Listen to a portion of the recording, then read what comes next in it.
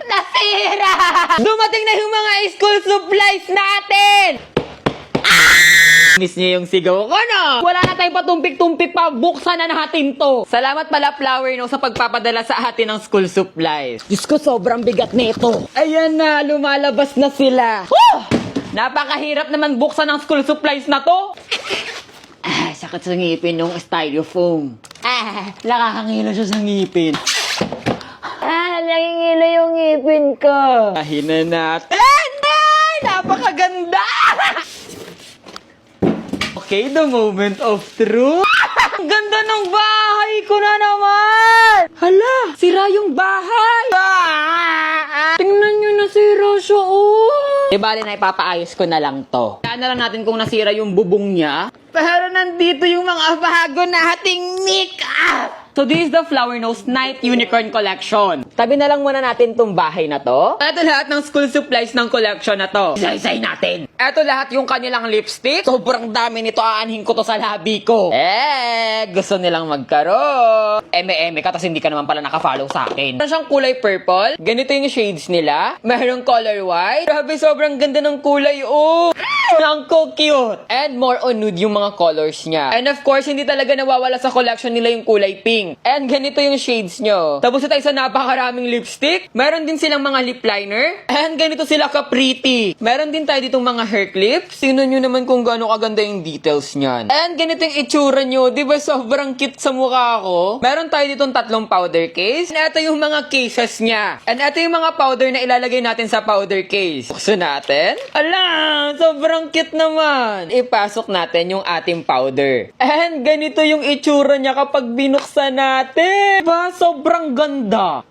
Ewan ko ba sa mga flower nose ko na to, parang ang hirap-hirap nilang gamitin. And of course, hindi mawawala sa collection nila yung mga brushes. Nito kagaganda yung itsura nyo. Diba parang nakakainayang siyang gamit-gamitin kasi sobrang ganda. Tingnan nyo naman yung details, diba? Sobrang nakaka-inlove. Meron din tayo ditong 3 palette. And ganito yung itsura nila, diba? Sobrang gaganda.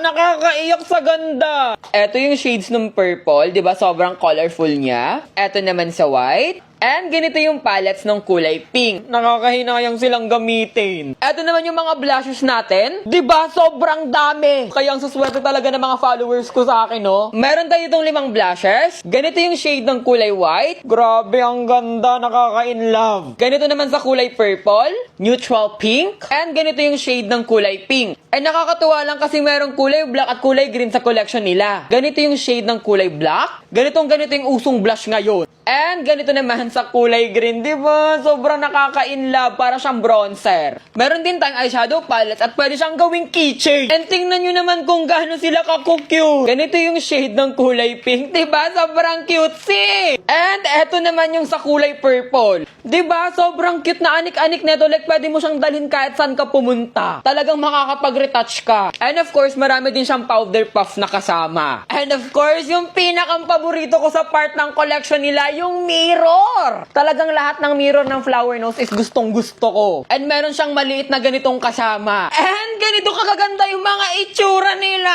Sobrang sarap mag-thread with me kapag ganito yung mga salamin mo. And tingnan niyo yung isang mirror, oh. Diba sobrang cute? Kasya kaya sa bibig ko to? Kasyang-kasya! And eto lahat ng school supplies natin from Flower Nose. Diba sobrang dami nila? Talagang nakakalula yung dami. Kaya kung gusto mo ring magkaroon neto, alam mo na ako anong gagawin. Mag-follow, mag-heart, i-repost, at i-comment mo sa video na to kung bakit deserve mo ng Flower Nose from me. Bye-bye!